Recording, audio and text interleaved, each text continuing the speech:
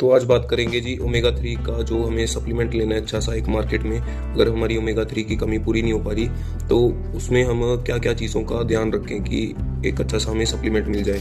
देखिए, आपको पहले समझने की ज़रूरत है कि ओमेगा 3 जो है मार्केट में अवेलेबल वो है 3 फॉर्म में आता है मार्केट में। एक तो आता है ट्राइग्लिसराइड फॉर्म में, एक आता है इथाइल एस्टर फॉर्म में, एक आता है रिफॉर्म ट्राइग्लिसराइड्स की फॉर्म में। जो ट्राइग्लिसराइड फॉर्म में ओमेगा 3 होता है वो लगभग 18 टू 31% के बीच में वेरी करता है, और जो इथाइल एस्टर फॉर्म में होता है, जिस जिस फिश से ओमेगा 3 निकाला जाता है उसको वो पहले ट्राइग्लिसराइड फॉर्म में होता है, जिसको फिर रिफाइन करके उसका फर्दर ओमेगा 3 कंटेंट 50 टू 90% तक कर दिया जाता है। और रिफॉर्म ट्राइग्लिसराइड्स में क्या होता है कि पहले जो ट्राइग्लिसराइड फॉर्म में ओमेगा 3 होता है उसको इथाइल एस्टर में कन्वर्ट करके फिर उसको सिंथेटिकली ट्राइग्लिसराइड फॉर्म में कन्वर्ट किया जाता है, जिसमें क्या होता है कि ओमेगा 3 का जो कंटेंट होता है वो 50 टू 90% इथाइल एस्टर वाला ही होता है ओमेगा 3 कंटेंट उसमें। इसमें क्या है कि इसको ओमेगा 3 कंटेंट भी ज़्यादा होता है और इसको सिंथेटिकली भी डिराइव किया जा सकता है। तो इसका जो मार्केट साइज़ है, वैसे ऐसे सप्लीमेंट काफ़ी कम अवेलेबल है।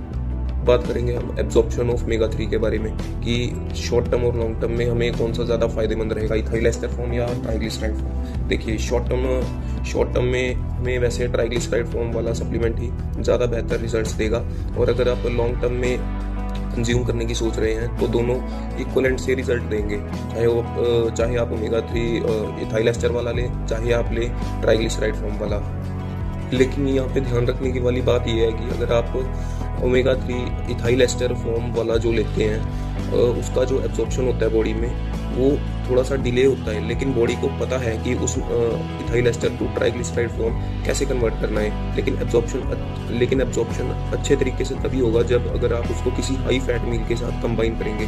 अगर आप उसको हाई फैट मील के साथ नहीं लेंगे तो उसका एब्जॉर्प्शन 20% होगा, लेकिन अगर आप उसको किसी हाई फैट मील के साथ कंबाइन करके लेंगे तो उसका एब्जॉर्प्शन 3x लगभग 60% तक पहुंच जाता है, और ट्राइग्लिसराइड फॉर्म में जो एब्जॉर्प्शन होता है वो 69% तक होता है।